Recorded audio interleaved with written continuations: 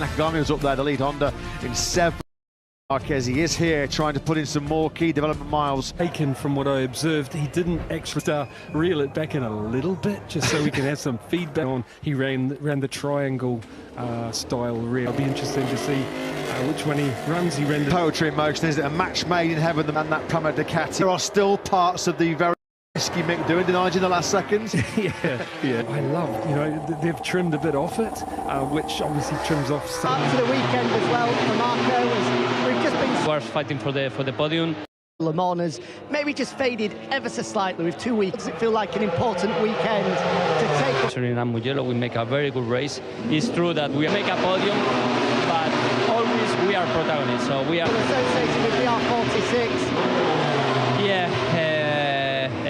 Marco also, we are very happy with. It's true that we have a very good support from them. We have more, and at the moment we don't have to make our agreement with Ducati. Important, but how likely do you think it is? In the end, it's very good.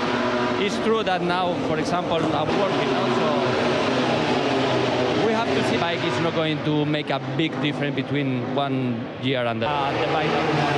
Pablo, thank you for your time. Luca Marini and Marco Bezzecchi, if that is indeed their lineup for next season, give major disadvantage, is it, these days in MotoGP? 4 GP24s, current factory bikes, then the... Pablo mentioned, it depends. Pramac last year, they ended up with something that was Mendin and Luca Marini.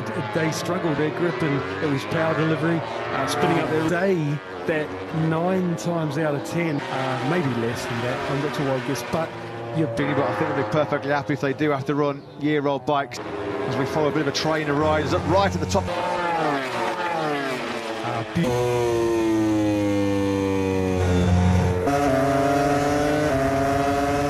That's the last sector than that one, so I mean, it's just magnificent. The onboard makes it look so much slower, but that's a pretty, yeah.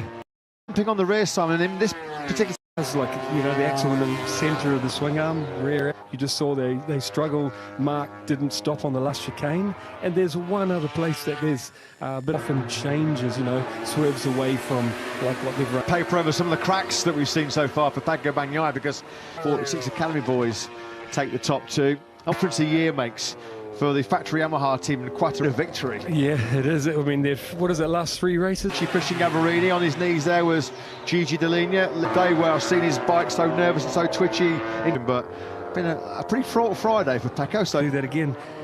Getting back to Quartararo, not everyone, but these guys have on screen. Whatever they've done, their balance on aero, I think that's what we're seeing in the results. Yeah, he's suffering. Scored 1 point in the sprint so far this year. After Mugello, which was a bit of a horror show, a weekend to forget. Yamaha and Fabio Quartararo had a weekend to remember. Probably Kota. Difficult is if he can't do that magic he can do, keeping the corner speed flow. Before, haven't they? As we watch this man who doesn't have but he brought it home, and then they fixed it overnight. Raul Fernandez around this Assen circuit, all 7 Grand Prix so far this year. Mir continues to be absent with the broken. Alex Rins, of course, who faced a lengthy spell on the sidelines, who was sent off in that high-speed crash in the early on in the sprint. Ciccinello showed me last week bits of paper talk that they made success, didn't they, on a GSX-RR? I guess Frankie Morbidelli was hoping this weekend to find out Fabio Quartararo. We'll be finding out more potentially on that. And aside from Fabio Quartararo the last couple of years, he's been the standout rider. And riders in MotoGP already tied up on 2-year deals for next. Certain Moto2 contender as well, Pedro Acosta. And they've done Tome. For Jorge Martin. There's so much talk, isn't there? So much gossip, as always, around in the making. Let's find out where we're at in terms of that. Fortunate pleasure with no Pit Byron, no Hubert Trunkenpoltz here. Have been on though, Hervé. But Pedro Acosta yesterday has said in a race, because it's going to be even more difficult when Pedro will be in the motor. There's rumours that KTM are looking potentially for. Racing is also made of. Have to wait. Moment. Silverstone, beginning of August. Absolutely. Thank you for your time. In the Austrian mountains, that slots into the KTM more gas lineup. to get away relatively unscathed after that run. His best race in terms of time management. Felt like he was going to come on real strong. It grabbed the front brake, it locked the front for a into line relatively. Around, he'll be relieved to see that young bro got away with it. Temperature in the tyre here, Matt. It's. But did you see he locked the front, lost the rear, he slipped off. Was quite impressive. Like both tyres. He'd taken such a big whack on both of his ankles. Now this man, Pekka Bagnaia, is the first man in this just outside the top 10. He's just found a 1:33 to claw his way up the leaderboard and back to a position where more laps. You're building the power there. Third gear. Yeah, some good tracks in the second half of the season, aren't there, for the beast? And change the direction, you know, how much that. The obvious one, you know, you see is the 157 kilos crankshaft that it's hard to hang on to, you know. It feels far. The heavier crank will keep RPM down quicker. Then, you know, and using electronics to smooth that shift. Flywheel goes bang after the shift. So P-bikes. That's another tech tools in the world. Just looking at Miguel Oliveira. Impact in MotoGP. Oliveira's gone areas, you know, where there's green paint on the outside, you know. So the riders blue, red and white, and they love their MotoGP. And their colleagues Peter Bomb tweeted earlier on today that that's how much they love the racing in this part of the world. So much so the German fans love seeing that back. Just days after the German Grand Prix in 20, isn't it? Record crowd, as I mentioned, in Le Mans, a record crowd. In which we know they're going to. I want length. Some of these things will be because they were going back. The big fast one, they've made it 741, the factory Aprilia. One other thing to shout out, there was certain greens that weren't monitored and get your head down, go maximum attack here because you desperately need one of those places. Lies in store then for the world champion Pekka Bagnaia. At the moment mentioned, of course, Lorenzo Savadori does Sterling. When you look at his lean angle, he's a proper lean, only winning a Sunday Grand Prix, having had to wait since. Just watching him further there, he's still maximum attack mode, engaged for the South. He's a class move, that wasn't it, by Lay. The chop and change, which it surely will do. But Binder's gone up into 6th place with a 130. Watch and see if that. This might right climbs all over the front end of that Aprilia. It is his best time of the 4 points. But his last 4, Bone Shimmerer tracking the guy through. Fantastic part of this Assen circuit. Jorge Martin then powers the Prima de case. Martin goes. He finds a 130. Secchi's benchmark from this morning. Secchi still does lead.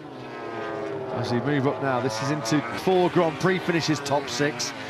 He's been top 5.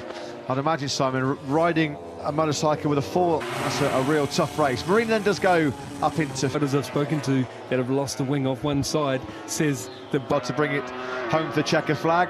That's a PB lap Italian. Marc Marquez at the moment and is keeping some. The fastest equal to. I think launching into orbit.